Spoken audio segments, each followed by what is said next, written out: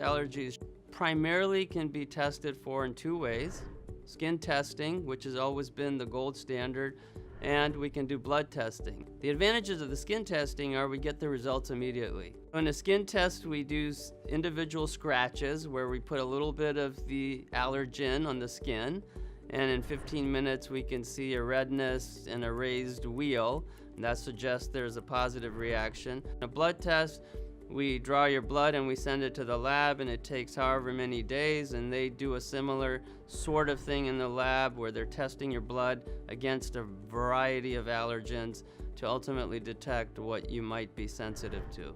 Skin testing to detect one's allergies should really be done by an allergist and in the office. From a safety standpoint, one can have a reaction to the skin test. It's rare, but if it's done in the office and done appropriately, that risk is very low, and if you do have a reaction, they can treat it in the office.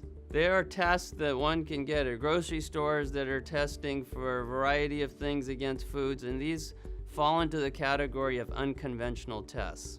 People may misinterpret the results if they were able to get it at home, and then they may end up avoiding, for example, foods that are necessary in their diet for good nutrition, but they're avoiding it unnecessarily. The accuracy of skin test versus blood test, generally the skin test tends to be the gold standard and the most sensitive in detecting all the various allergens one might be allergic to relative to the blood test. The allergist is trained to perform skin testing and to interpret it appropriately, and then we share with the patient on what they need to do, both from an environmental control standpoint and what medications might need to be added in addition to the environmental measures that we recommend.